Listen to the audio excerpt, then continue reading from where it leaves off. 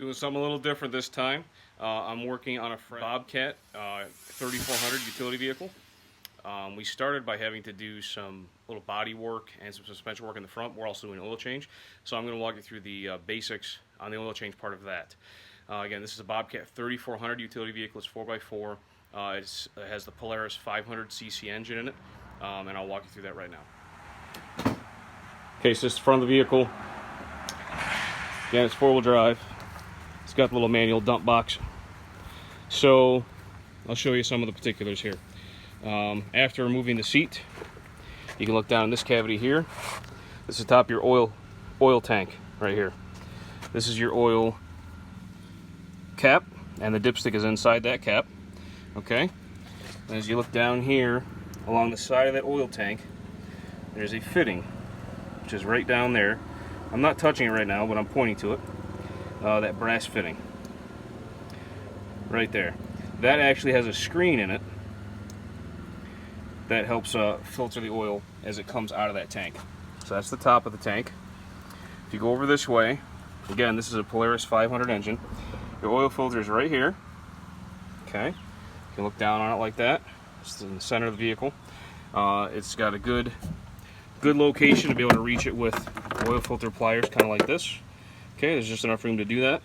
And that's the top. So then, to actually be able to drain the oil, you got to be on the bottom of the oil tank. Get underneath here. Now you're looking at the bottom of that same oil tank. And of course, this is the drain plug right here. That's a 14 mil. Okay, so that's where you're going to drain the oil from. Don't forget to replace it.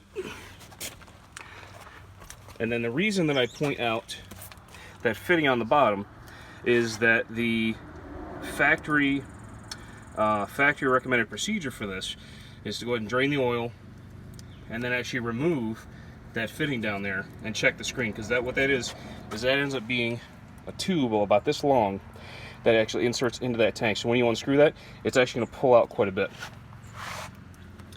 And you can actually see the screen. And the factory specs, they want you to check that screen for cleanliness, make sure there's no obstructions. Okay.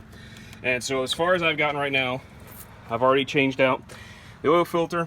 I've already drained and filled this oil tank. I've already pulled out that fitting to check the screen, make sure it's clean. I've reattached that hose that goes on that fitting. And the last thing that the factory manual tells you to do is to pinch off this vent line. Pinch off that vent line and then run the engine for about 20 seconds. And then when you release that, you should hear a rush of air. And what that's doing is that's going to prime the oil pressure for you. So I'm going to do that. I'm not going to put that on the video. That's relatively self-explanatory. Plus, it looks like my hose actually has a split in it here. As soon as I squeezed it, I noticed there's a split right there. So that may actually be an issue I'll have to correct for my friend here as well. Because if that helps maintain the oil pressure, or even begin the oil pumping process, that hose has got to get repaired or replaced.